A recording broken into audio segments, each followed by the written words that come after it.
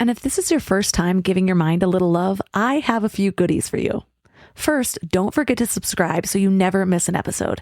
And second, sign up for the Morning Mind Love. Think of it like a weekday oracle from your highest self to help you start each day with a positive focus.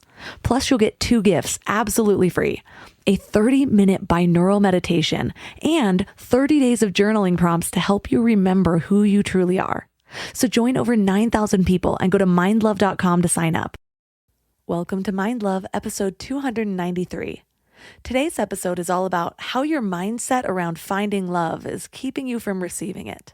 Surrender is a skill that requires practice, just like love. These are skills that require practice. And I think we just think, oh, I love somebody, it's going to work. That's the glue. No, love is the fuel that motivates you to work at it. And surrender is the skill that will allow you to exist in a world with a little bit more peace, because you have less expectations of how you think things are supposed to be. Because the way things are going to play out have very little to do with you. A lot of us have the center of the universe mindset, but like, this place has been here a lot longer than us, and it'll be here a lot long after. And we have to understand that we are experiencing this existence as it is. Stuff doesn't go your way. That stuff wasn't going to go anybody's way because of that. And it's like, you have to surrender yourself to that. And when we respect the nature of things is when things work. Like understanding gravity is the reason we can fly. Turn up your frequency with Mind Love. Bite-sized brain hacks for seekers, dreamers, and doers. It's time to give your mind a little love with your host, Melissa Monti.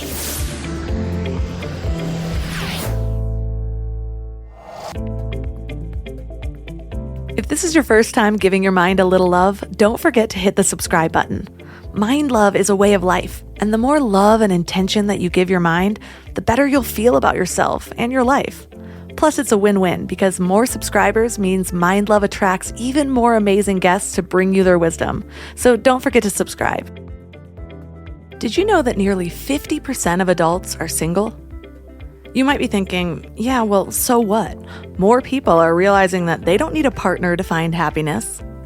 But contradictory to that idea, there have been quite a few studies and surveys on this that show that anywhere from 65 to 80% of singles are actively looking for a relationship. So why is it so hard? Is the dating pool just that bad? If all of these people are looking for a partner, why is it that so many can't seem to find a match? Well, the truth is, your mindset has a huge impact on your ability to find love. And it's not just your mindset about love or relationships in general. It's also your beliefs and your attitudes about yourself and what you deserve.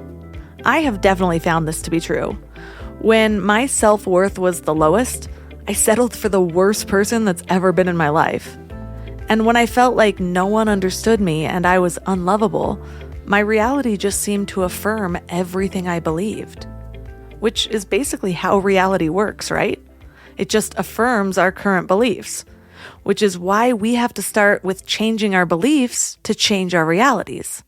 And you want to know a hard truth? A lot of us don't feel worthy of love. So even when it's right in front of us, we can't feel it. We'll look for everything that's wrong, or we'll pick fights, or we avoid it entirely. When I was researching for this episode, I expected to also include stats about how many people were unhappy in their marriages, to kind of drill in my last point about not recognizing love even when it's present. But I ended up finding study after study that married people are actually happier. So why is there this growing trend showing that less Americans believe that marriage is the key to happiness? Well, here's where it gets really interesting. I came across a very influential study that showed that in several decades of German longitudinal data, self-reported happiness began to rise just before getting married. It peaked in the year of marriage, and then it declined for a lot of people in the years after. Given that happiness rose just before marriage, this suggests that happy people are more likely to get married. And just a side note, don't worry, married people. This does not mean that marriage is going to ruin your happiness. Maybe marriage or long-term partnerships don't increase happiness in Germany, but in a study in England, one in Taiwan, one among Christians, marriage did increase happiness. But this episode isn't about whether or not a long-term partnership is going to improve your life. Because the truth is, If you start to rely on anything or anyone outside of yourself for your happiness, it will be fleeting. That's just how it works. So after all my digging, the point that stands out to me the most is that people who already feel happy, loved, and secure are more likely to secure a partner who will add to all of that, not create it from nothing. Besides, who desires a partnership only because of statistical data? That's just weird. We want what we want, regardless of how others feel about it. And for me, my relationship, my marriage, is the most healing experience that I've ever embarked on. And not because my husband healed me, but because of who I became when I had someone around to regularly bear witness to who I was. My habits of behavior or thoughts, my reactions, how I'd speak to myself or others. Whereas when I was single, I just saw people less often. And if I was triggered, I'd go home. My relationship gave me this persistent mirror for all of the things in my life that I was ignoring. And yeah, sometimes that's miserable, especially if I wanted to continue to live my life as I was before. But for me, I seek opportunities for reflection and growth. And for me, a relationship provided a foundation to build upon, or to move beyond those patterns and create new ones. And that's what increased my happiness. But regardless of your reasons for wanting a relationship, or even just wanting to find love, which is a basic human need, you need to know that you deserve it. And that's the belief we have to get to. Because many of us, whether we can see it in ourselves or not, don't really believe that we deserve love. One of my favorite quotes by Dr. Joe Dispenza is, "If you want to find your dream partner, write down all of their qualities and become them." So if we want more love in our lives, we have to start loving more first. And that's what we're talking about today. Our guest is Humble the Poet. He's a Canadian-born rapper, spoken word artist, poet, international best-selling author, and former elementary school teacher. What began as reciting spoken word poetry in coffee shops to impress girls evolved into a creative adventure that has spanned the last 10 years, crossing genres, mediums, and oceans. He has millions of followers across social platforms, and several of his books have become international bestsellers. His newest book is called How to Be Loved. So 3 key things we will learn are how attachment to ego keeps us from experiencing love, why we need to sit with our pain to experience love, and pathways and access points to love that don't involve other people. When you're growing a business, most people think the hardest part is getting clients or making money. But I think it's finding people who actually care about the work as much as you do. And I've been there. I've posted a job, got 100 applications, and maybe 3 of them actually read the job description. And it's kind of soul crushing when you're trying to build something that actually matters. When it comes to hiring, Indeed is all you need. Stop struggling to get your job posts seen by other job sites. Indeed's sponsored jobs help you stand out and hire fast.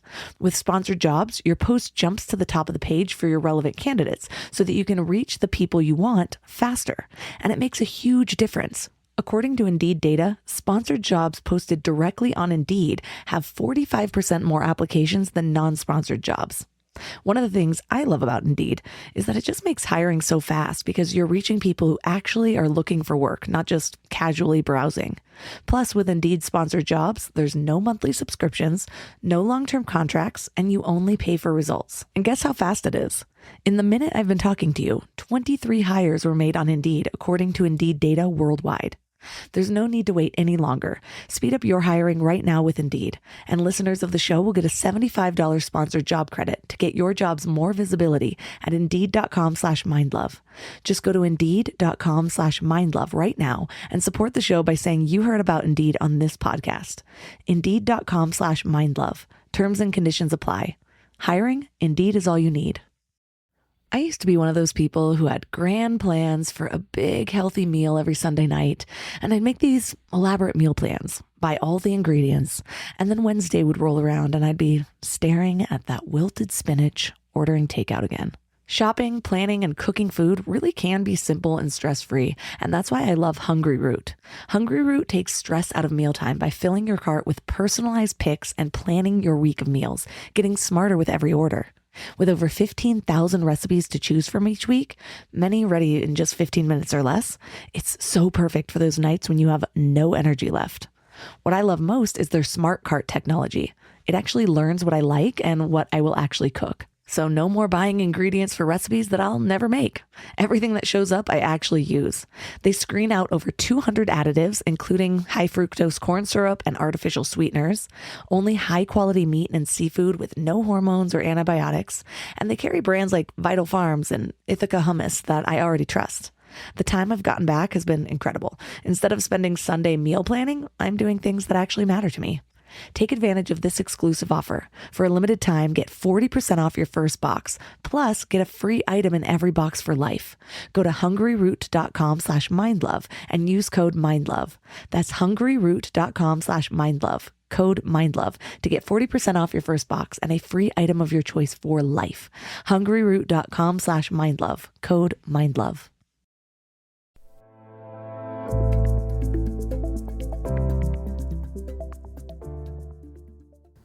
And now let's welcome Humble the Poet to the show. Thank you so much for having me. So what inspired your latest work in learning to receive love? I was in a situation, I was in a relationship that on paper was amazing, and inside it didn't feel good. And I needed to figure out why. I needed to figure out why I knew I had love in my life, but I couldn't receive it. And, the relationship didn't survive the pandemic. And that set me on this journey to figure out where I messed up, how I messed up, and why it felt like everybody else was doing so much better at love than me. And, I didn't write this book to be a love guru. I wrote it as a student sitting at the front of the class, like desperately trying to figure out what's going on. And I learned a lot about a lot of the things that we think are love aren't love. And a lot of the people we think are happy aren't happy. And, it allowed me to go easier on myself. And that wasn't the journey I needed to be on. And even ending that relationship wasn't about breaking up with a person. It was breaking up with a version of myself that had to exist in that space, knowing who I need to be, being in love with my own potential. I think a lot of people experience that same thing. I remember realizing at a certain point in my life that I wasn't really that great at receiving love. People would get too close and I would inevitably start conflicts or something. And it took me a really long time to even be able to reflect back and see that I was doing that. And so I'm curious for you, you had the realization that it was something you were doing pretty quickly rather than blaming the other person. What led you to that place? I think what I learned in my life is accept responsibility in order to have power. So in every situation, regardless, if I get in a car accident, even if I'm not at fault, I still have responsibilities to get the car fixed and deal with insurance and do all of that stuff.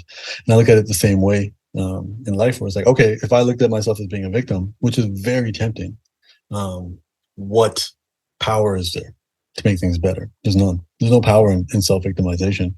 So I had to figure out, like, where did I go wrong? I had to, and in every situation. And I mean, for me, it's like, I've been violently robbed before. And again, for me to only have power in revisiting that, I have to go like, well, what did I do wrong that I can do different? Instead of being like, you did absolutely nothing wrong. It was all their fault. It's like, well, I can make better choices on the routes that I take home. I can make better choices in where I'm at, how I conduct myself. I was talking on the phone. I was being very loud. I was drawing attention to myself in the middle of the night in a strange city, in a neighborhood I'd never been to. So it's not about blaming myself. It's about empowering myself and taking responsibility. And it was the same thing in this situation. Even if I wasn't with the person I need to be with, I need to know what I can do different. Because we only have power over our attitudes and efforts.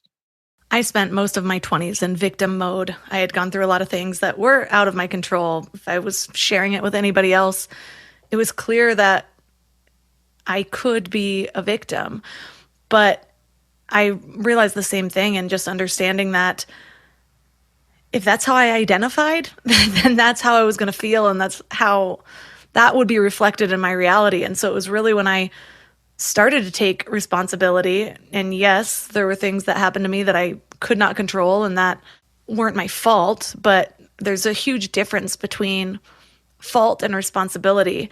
And so I know that when it comes to love, a lot of us are approaching it with mindsets that aren't serving us or whatever, and then we're blaming ourselves for not being lovable or for not deserving love. What do you think that most people are doing wrong when it comes to love? I think the first thing is their understanding of what love is. Love isn't validation. It's not attention.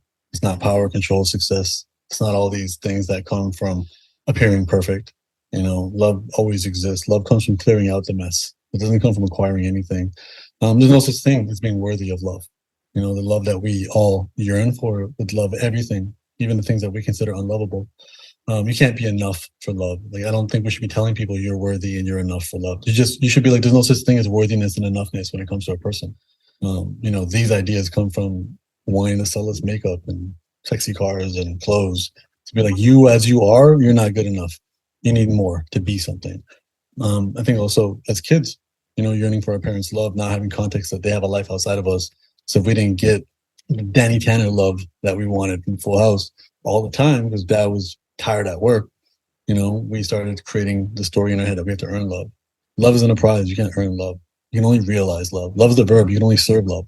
And to realize more love, you just have to serve it. It doesn't come from being beautiful or being successful. You can get attention from all of that, but attention isn't love. Attention is as much love as McDonald's is food. And it's easy, it's cheap, it's convenient, but too much of it, it's going to mess you up. Yeah, I was reading something recently about realizing when you're in the wrong place. It's like if you're craving attention or control or appreciation, those three things have snapped me out of different mindsets where I'm like, what am I actually yearning for here? Why do I feel so unsatisfied? And I love how you bring it back to the idea of destination addiction, which is really just the preoccupation with the idea that happiness is in the next place or the next job or the next partner. How do you think that destination addiction applies to love?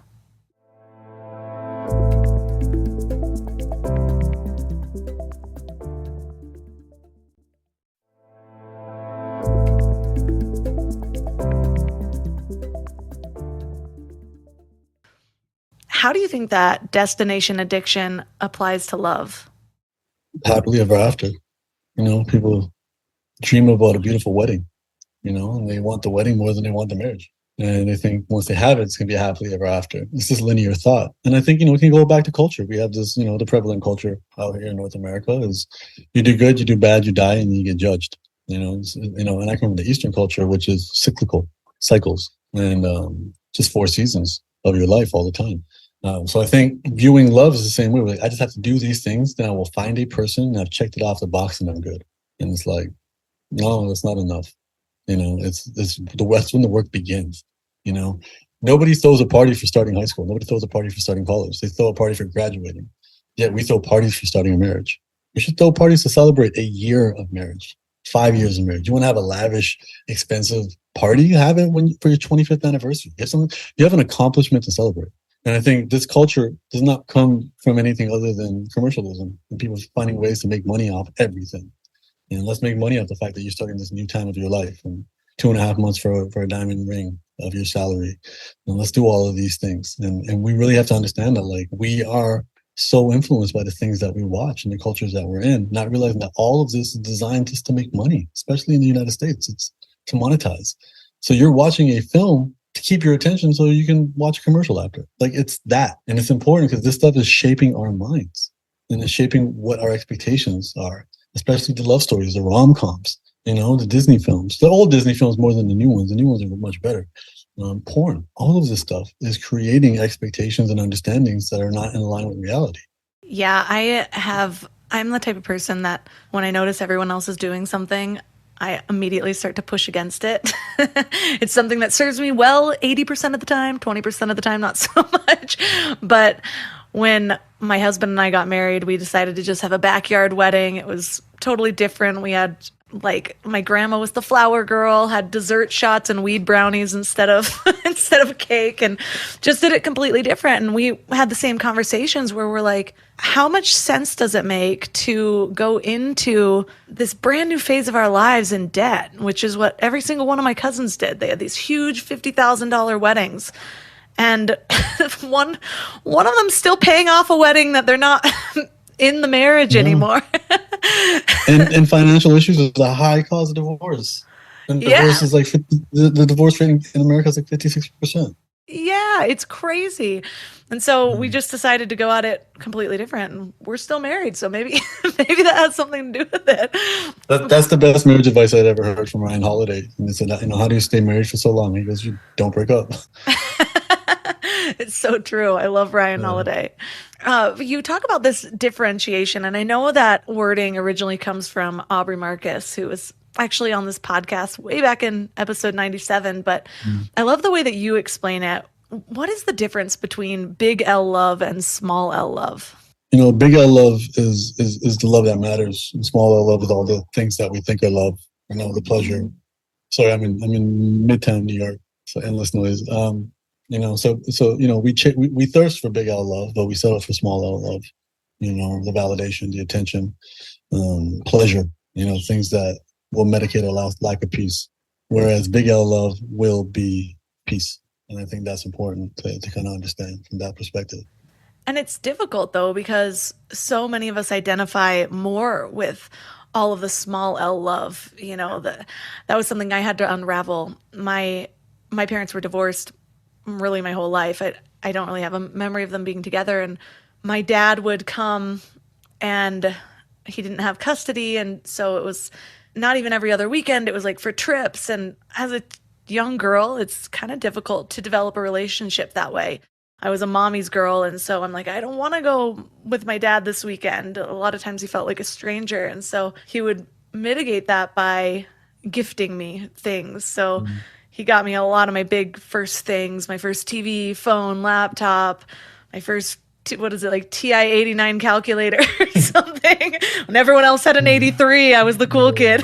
Oh, with the graphs and the charts. Yeah. And I am still, honestly, like it's still something that I have a mental conversation with myself with. The last like 5 years have been better, but I equated gifts with love for a really long time. And so when I'd be in a relationship and didn't get a good Christmas gift, it's not like I would be mad or like think that they should. It's that I would feel unloved. And I couldn't even figure out what that feeling came from. I was like, why do I feel unsatisfied? Why do I feel hurt by this? I don't know what it is. And so it's difficult to kind of unwind some of those really old stories that we create, especially if we don't realize that it's a story when we're tying together what we think is love from childhood, I guess. Yeah, completely. And it's all about that awareness. It's just starting everything with that awareness and picking up on our patterns and realizing that we didn't come out the womb this way. We are a product of our nature and our nurture, and we float through life. We're encouraged to float through life. So not be conscious of how we act and our habits and our patterns and who we are, and that influences who we're attracted to. That influences what our expectations are around love. Some people think jealousy is hot. If my partner is jealous, that means they care about me. There's all these things, and it's like this comes from what we see on television. Remembering that, like, Ross and Rachel are not an example of a good relationship; they're an example of good TV. And a healthy relationship, the healthy relationships in your life would never make for a great reality show or television show, storyline, or anything. And I think from that standpoint, that's something that's really important for us to start and understand. And be like, that's really what it was for me. Is just you play these ideas in your head for so long and you're trying to find someone to fit into that story. This is embarrassing, but I was watching Bachelor in Paradise one day, and No which is judgment.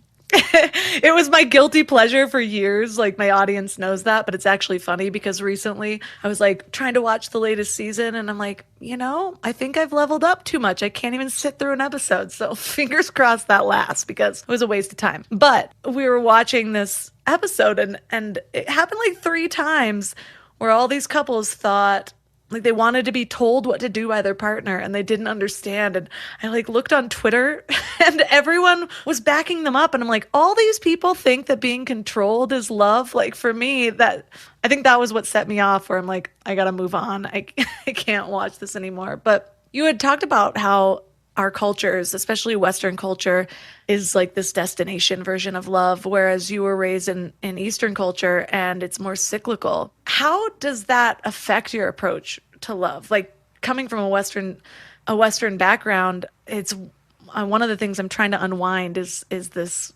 conception of like linear time, basically. And a lot of things I've been reading have talked about that, the cyclical, thinking of things more in cycles. what does that look like, and how does it affect the way you experience it?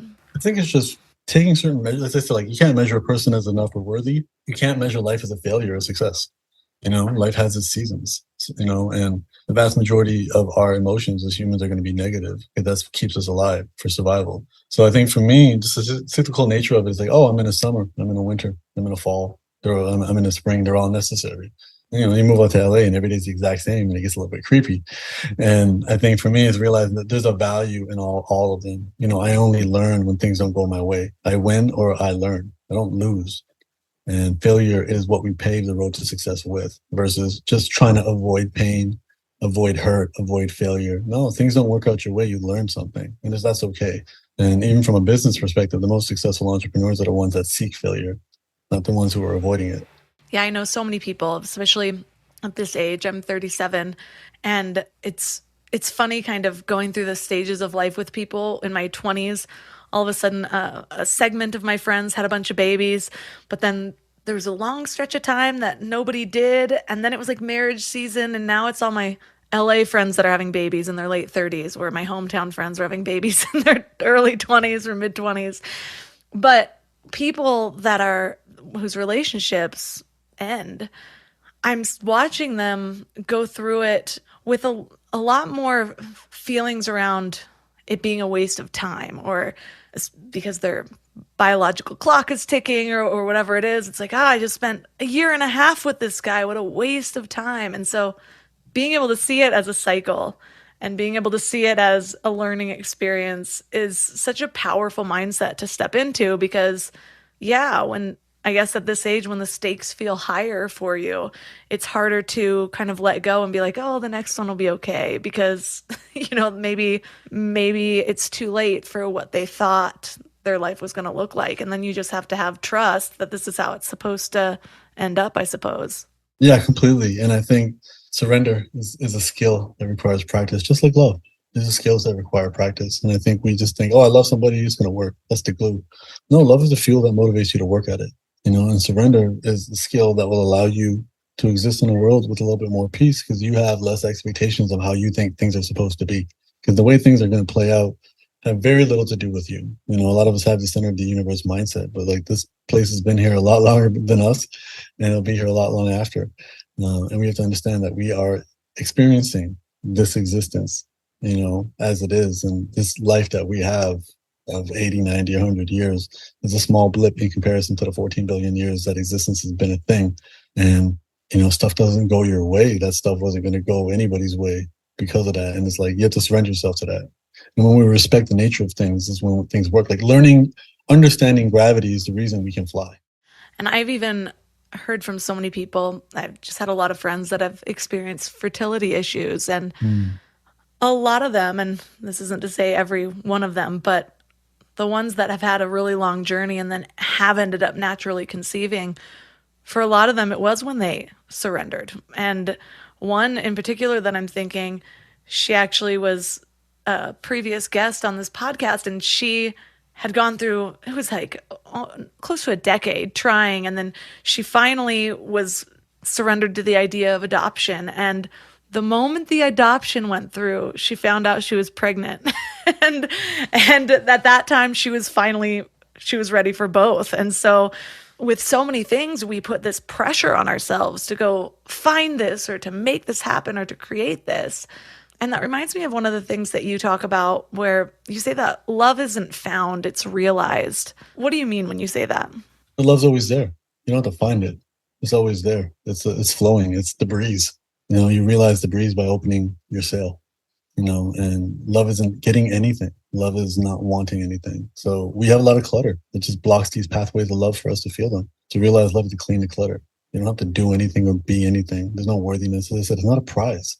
Love's always there. It's the default. The quote I have in the book from Naval Ravikant is, love is what it remains when all other emotions cease to exist. So love, you just have to realize that it's always been there. And it's just a matter of all the things that we've done and we've been taught that create blockages. And the work that we have to do is internal to unclog the blockages.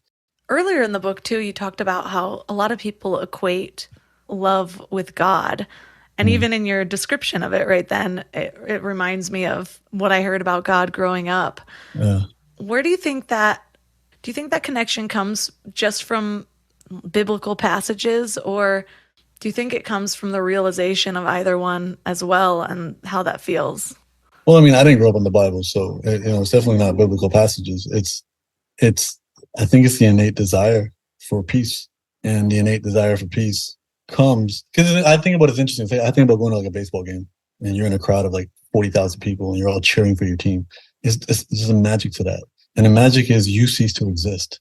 You're part of something bigger than yourself, and I think what God represents, depending on your beliefs, is God represents that bigger than yourself.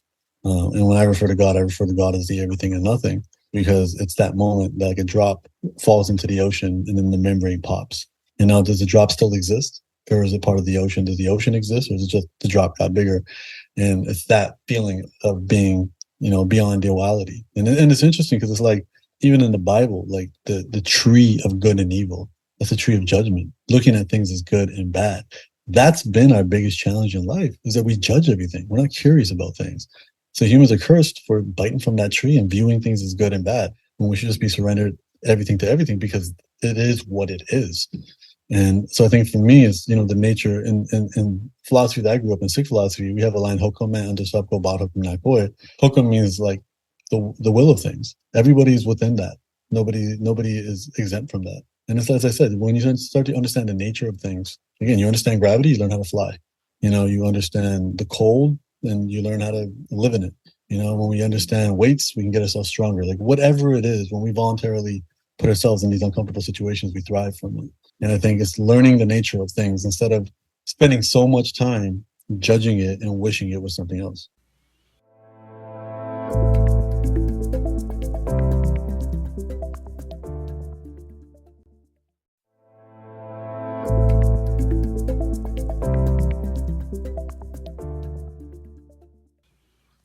Yeah, I know you talk about this in your book too, but it's one of the things that it was one of my first deep dives into healing, was realizing that my judgments of other people were just a reflection of my judgments in myself.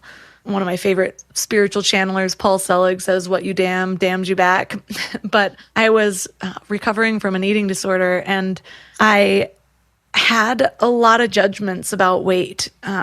And I didn't notice how many judgments I had of other people, because I was so obsessed with what I was going through, until I had started to step out of it. And I would just be like walking down the street, and it wasn't like I was trying to judge people, but I was comparing myself every single time. Like, wow, that person's wearing a midriff. I wouldn't if I was that weight, like things like that. And then I started to really beat myself up for having those thoughts. I'm like, you're trying to do all of this evolved healing. Yeah. Why are these your thoughts? And I just had this realization at this time. And this was before I had even really read anything about this idea.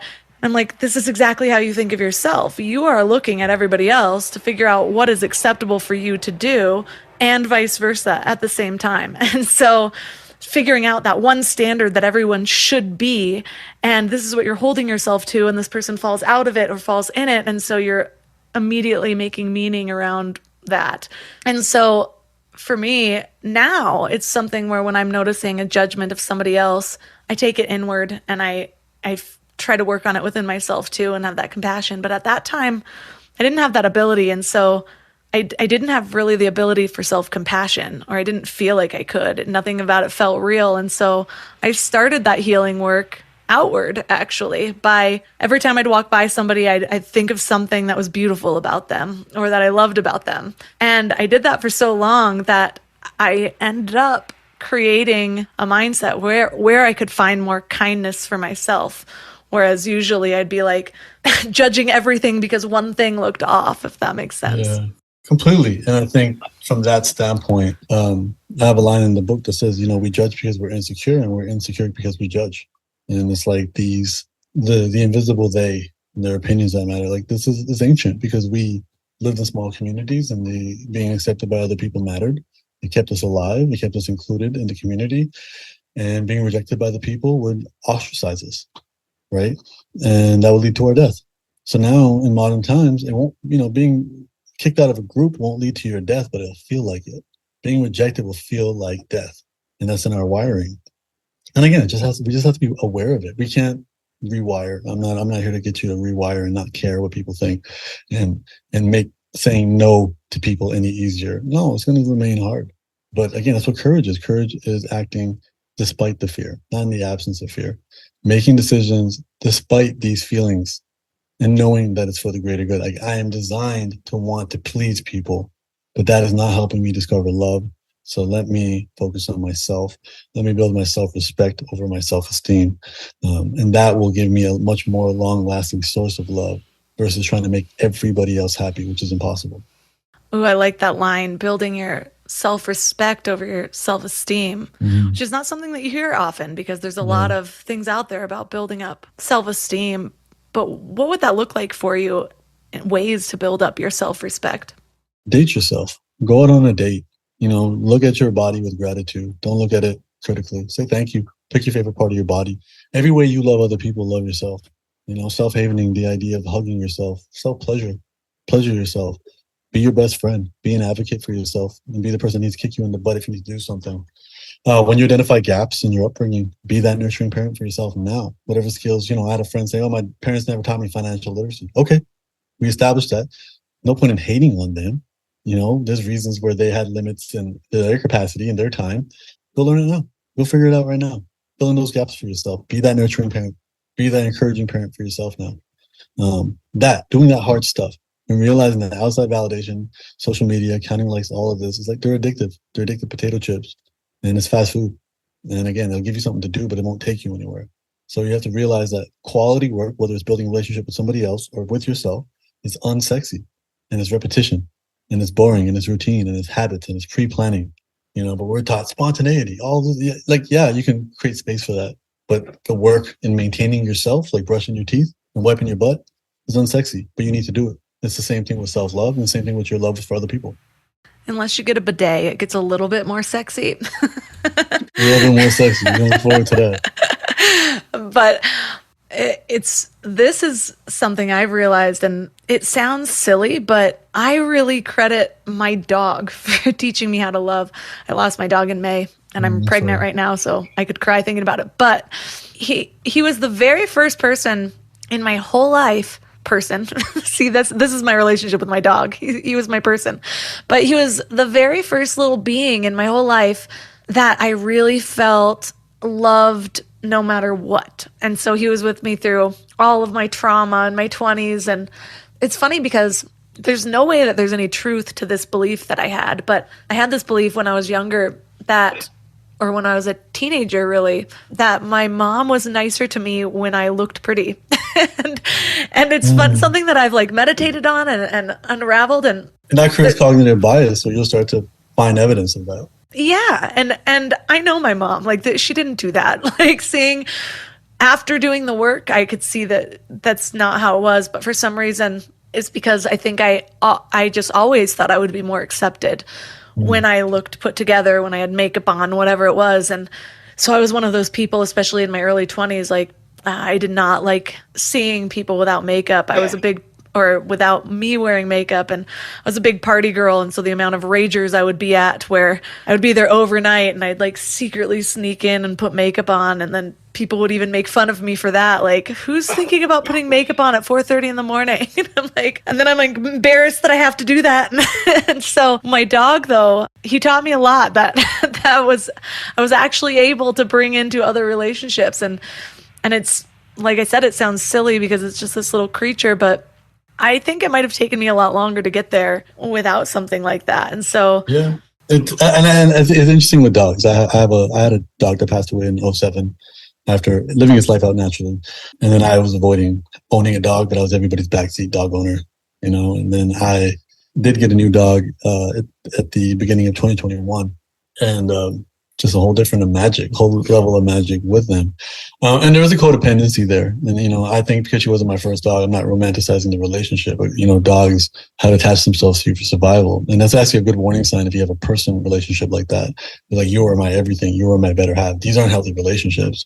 The relationships that we should be having with humans should be more like cats, interdependent. I'll do me, you do you, I'll hit you up when I need you. And we can need each other for different things. And I think from that standpoint, it's really essential. So looking at it from that perspective, I think what we can actually do, as I said, is the awareness that comes from everything and talking to ourselves and saying, hey, why is this story in my head serving me, believing that my mother treats me better when I'm pretty? Does this serve me?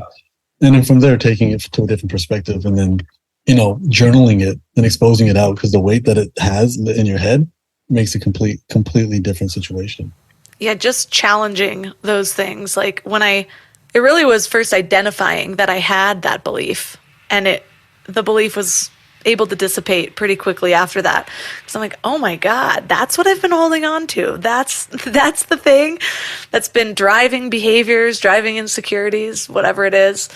But there's another quote that you say that really hit me hard. And so we don't feel pain because we think about our shitty past. It's the opposite. We revisit our shitty past because we're already in pain. Talk about that. Yeah, that's from Joe Dispenza. And then, oh my God, it opened up my eyes very quickly when I was like, oh yeah, I am in a bad mood. So now I'm checking stuff, because pain can be addictive too. And if I'm in a bad mood, I want to text my ex, or I want to look up something like that, versus being in a situation where we're in a good mood, that snowballs the other way. And I think that's really, really important to kind of recognize in this. And it's like, stop thinking that our circumstances control our emotions, because very often our emotions paint our circumstances. Yeah, it reminds me of just the conversations around ego and figuring out what's driving the thoughts, the behaviors, whatever. And so often for me, like you just said, I will find myself, the only things that sound good to do are the things that are going to keep me in the same energy that I'm currently in. And so I actually I call them my power lists. And so I have them listed out, things that I know make me feel good. And a lot of times I even feel resistant to looking at them. I'm like, okay, I'm feeling crappy. All I want to do is watch TV and eat junk food and lay here and listen to sad songs and cry. Let me take out my list and I'll look at it. And so I have different versions of them, like just the ones that are like get outside and take a walk, and then also like higher vibe ones. So I have a whole list of like Udemy courses I want to take and Gaia documentaries I want to watch, so that no matter what mood I'm in, I can just kind of slip into that. And I'm like, all right, this is so much better than Bachelor in Paradise. But you talk about how ego is defining ourselves by everything that we're not, and then trying to really hard to protect that horrible definition. But it's not just about protecting our egos. It's about how that need or that drive to protect our egos actually keeps us from love. How does that happen? I think when we separate ourselves from other people, ego is a boundary. We create an ego boundary, and I'm me, you're you. But love is melting that boundary. And I think it's also us recognizing that oftentimes we create these identities of ego, and they're walls and fortresses that we think are protecting ourselves, but really they're not protecting us, they're serving as prisons. And it's really important to recognize them as prisons. Your reputation is a prison, and you can reinforce that prison through compliments, not just through insults. And it's really important to recognize that we should not just look to please other people, but we should also look to be mindful of the compliments that come in our lives, because those are also shaping us in a way that can't be healthy. I had friends be like, oh, nothing ever gets to Humble, nothing ever bothers him. And then I forced myself to be that way, even at my own expense. And I think from that standpoint, it's really important to recognize that, look, your reputation, your ego is you identifying yourself as a certain person, a certain caricature, and that's trapping in your authentic self. And you're wearing a mask and you're simply suffocating off that. And instead, let's focus on being more of our authentic selves by being vulnerable. If you were perfect, you can't be vulnerable. Vulnerability is a currency that I give you and you give me. You revealed to me, and it doesn't have to be intense stuff. You revealed to me that you lost a dog. That's a piece of vulnerability, and invited me to be vulnerable with you. I lost my dog. Now we've connected on something deeper than simply just having an interview. And that's what we should do. We should connect with each other being vulnerable. And it doesn't have to be deep, dark secrets. It can be stuff that anybody can relate to that wouldn't scare away a stranger the first time you speak with them.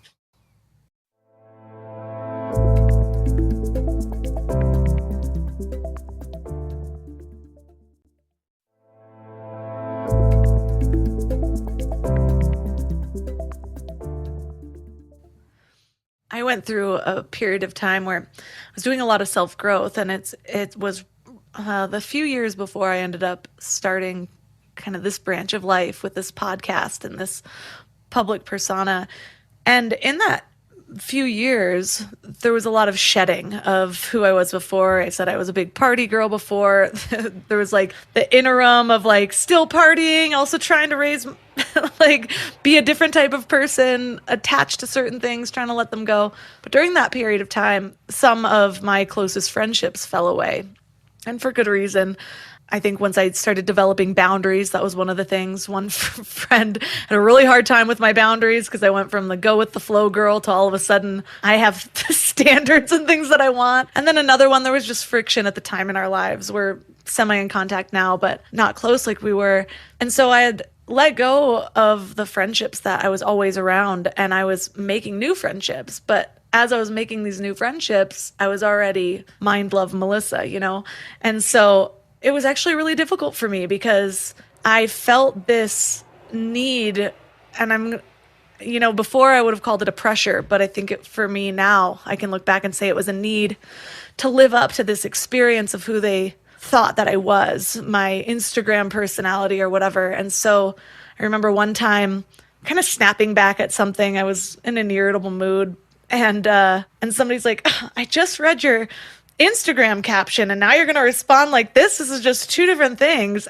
And I remember feeling shame at that moment, but I'm actually glad it happened because I was able to sit with it later on and discern that, just because that's that person's expectation doesn't mean that I'm not showing up vulnerable enough online, or I'm not showing up high vibe enough in real life. Like, these are just two different versions of myself that you happen to catch, And so I don't need to be one or the other. Yes, I'm trying to evolve so that I don't react and I respond instead, but at the same time, I'm still human. And so it's still something that I have to consciously work through, though.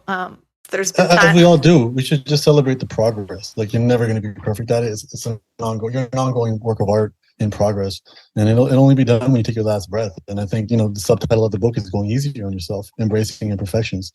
And it's that same concept that I just want to remind people. It's like, I'm pointing out our challenges, but I'm not judging you for it. It's okay that we want people to like us.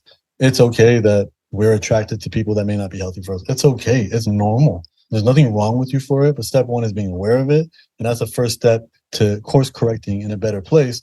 And then don't celebrate being perfect. Just celebrate the progress that you're doing better than you were yesterday or last week or last month or last year.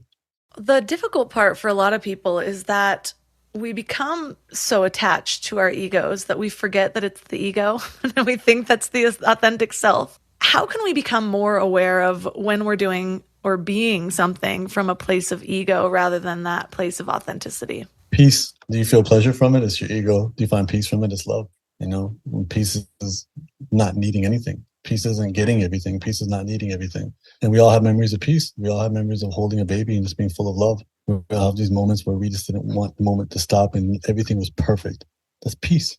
And anything that feels good, validation, power, control, that's ego. And all of that, anything that makes you wanting more, I want more of this. I want more of this. I want more of this. That's ego. And anything that makes you be like, I'm good. This is good. This is all I need. That's peace. And that's love. I'm somebody who's really sensitive to other people's energies, which has also been something I had to unwind. Like, is this coming from me? Is this coming from this interaction? And so it reminds me of the story I told earlier around insecurities, how it was, almost easier to do that work by having many conversations with myself about somebody else versus myself or whatever. But I think that sometimes when other people are involved, it can complicate things because we might feel their energy or the pressure to please them is too great. I still have that. I still have a very difficult time disappointing people. Like, I just had to text my childcare provider that we don't need her on Wednesdays, and I literally sat there for like 15 minutes, really worried that she was going to get upset. We're Canadian. We're Canadian. Yeah. Thank you. And so I think one of the things when it comes to healing our own relationships with love or our ability to receive or feel love, we tend to tie that with people. But it might be helpful because I know you talk about how there's other pathways to accessing points of love. And for some people, that might be an easier start to start to feel that energy, to start to receive that. What are some of the other pathways to love that people can explore in order to kind of feel into it that doesn't involve people? Date yourself. As I said, like, it's whatever love that you wish you can give somebody else, give to yourself. Take yourself on a vacation. Be vulnerable with yourself. That comes through journaling, praying. Praying is amazing. Prayer lets you authentically say what you like, what you don't like, what you wish for, what you're grateful for. It's authentic. Being authentic with yourself, being unconditionally honest with yourself, falling in love with your potential. All these things that we do to other people, let's do them with ourselves. And that will tap that well of love. And then we have love to share without requiring reciprocity because we just have love to share. And a lot of times that work of being with yourself doesn't always feel good. I mean, there's such this like buzz movement over self-care and the bubble baths and the really it's the really expensive wellness things that are constantly being sold to us in the name of self-care. But you also talk about the need to sit with your pain to experience love. How does that open ourselves up to more love? Being vulnerable. Vulnerability is the currency for connection, and connection is that pathway of love. So avoiding pain, avoiding uncomfortable emotions, that's what leads to mental health issues. Suppressing the anxiety is a mental health issue, not the anxiety. So from that standpoint, sitting with the pain is having a relationship with yourself, having that uncomfortable conversation with yourself.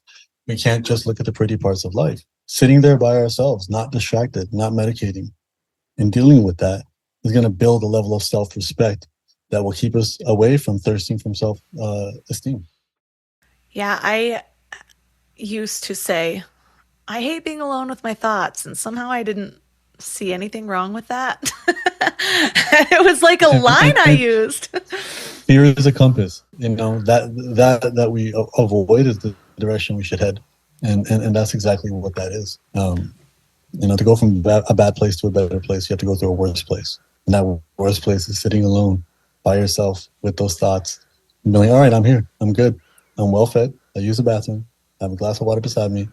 I got a box of tissues. Let's go. Let's clean out this inbox. Let's do it. And just sit there and experience it all. What is your practice for that? Because recently I go back and forth with the, sitting alone with my thoughts. And some people think that's meditation. But one of the things I've been studying lately is the origins of the word, how meditation, the word we have for meditation in the Western world is flawed because we have so many ideas of it being around idle pondering or reflection, when really the word Zen comes from the Chinese word Chan, which comes from the Sanskrit word Dhyaran, which comes from the word concentration. And so it's all about the mantra, coming back to the mantra. At least this was what I was recently reading. I would go as far as to say do nothing. The art of doing nothing. So I think the challenge with other types of meditation is you'll constantly have a voice in your head asking, am I doing this right? So what I say to people is just sit and do nothing. You can't ask yourself, am I doing nothing right? Just sit. Just a thought, let it be a thought. If there's no thought, let there be no thought. If you want to play a movie in your head and a video game, play it all out. You're cleaning up your inbox. Just sit. You're going to feel a lot of anxiety. Feel it, accept it, deal with it. Every single emotion you've ever felt in your entire life was never permanent, the good ones or the uncomfortable ones. And none of these feelings will be permanent either. Sit through it. And don't worry about the mantras for now, because that in itself will make you destination oriented. And whereas doing nothing, it's just being like, hey, this is me and myself. I'm on a date. I'm in a room with myself. No distractions.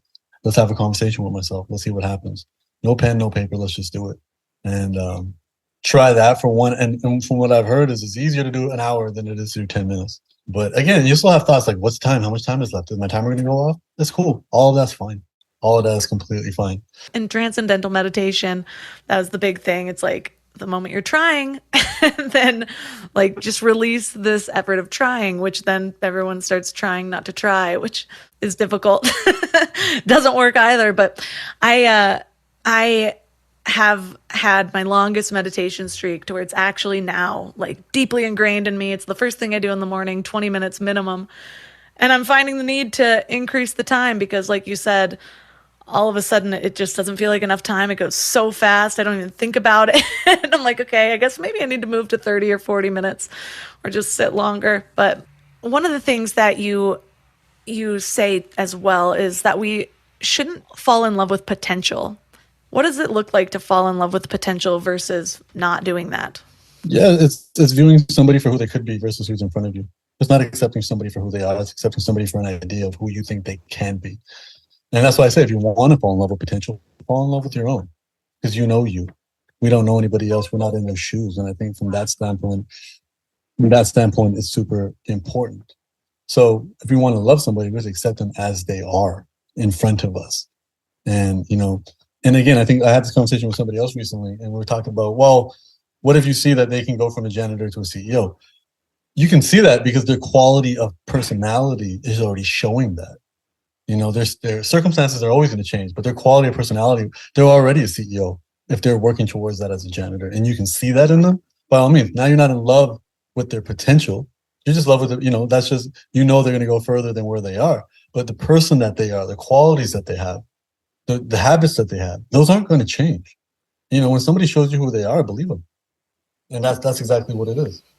That's why in Shark Tank, they're always like, we invest in the people, not the the idea. But I think the last thing I want to cover, just because it is difficult for people. I mean, even in our conversation, I talked about how difficult it is just for me to text my 21-year-old sitter that I don't need her for a half day on Wednesday. And it's just really difficult to put ourselves first. And so much of this comes back to prioritizing ourselves, setting our own boundaries, understanding ourselves well enough to know what we're looking for. You had a really beautiful story about this relationship that didn't work out where a woman did that to you and you're like, you just have to respect that. How can we put ourselves first without feeling selfish? Being selfish isn't putting yourself first. Being selfish is expecting other people to put you first. You need to put yourself first. Just like when you're on the airplane, put your oxygen mask on before anybody else's. If you aren't taking care of yourself, then you are of no value to anybody else. And I think that's really important. And we also have to, as I said, a cheap way of connecting is through self-pity. So what we do is we create self-pity by being a martyr. Oh, I'm there for everybody and nobody's ever there for me. That's cheap. It's easy. Now nobody understands me but myself. And I feel like I've made a connection through vulnerability, but I haven't. I'm isolating myself from everybody else, acting like I'm the first person to ever put somebody else's needs before mine.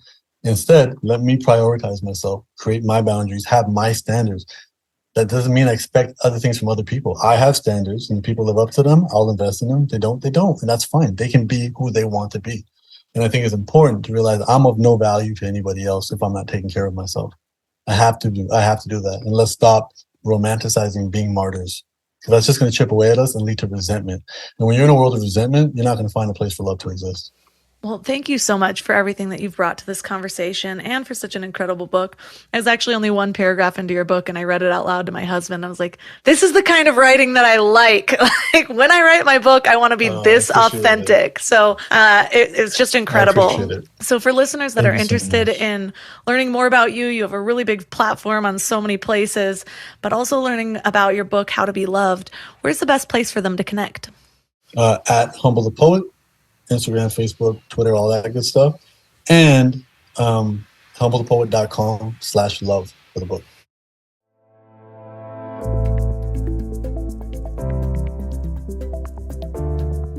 All the links for this episode are at mindlove.com/293.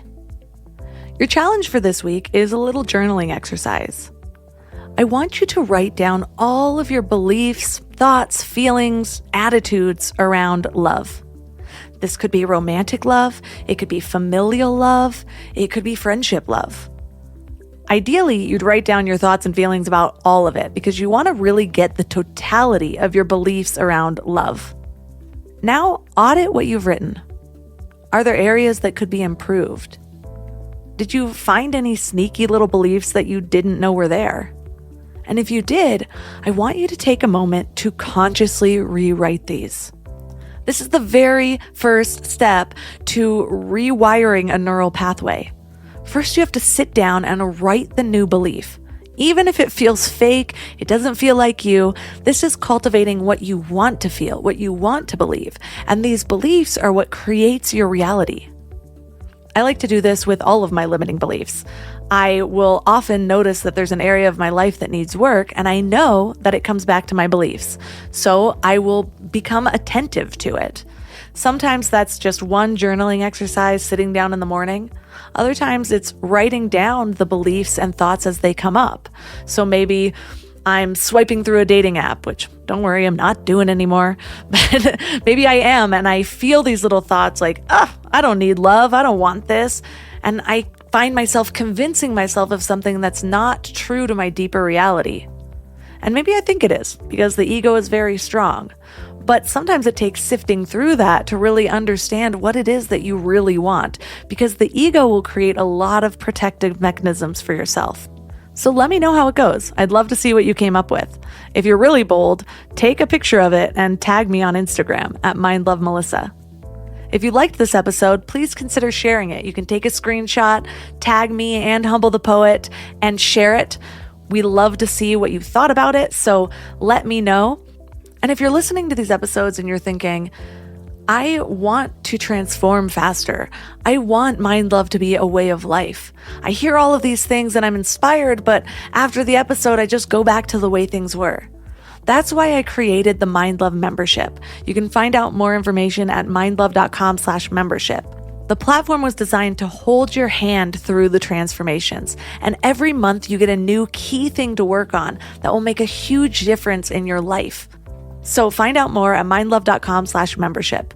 You can also find all of my amazing sponsors at mindlove.com/sponsors. And that's all for today. So thanks for giving your mind a little love today, and I'll see you next week. Thanks for tuning into Your Higher Frequency with Mind Love. Head to mindlove.com for a free gift to keep your vibes up until next week.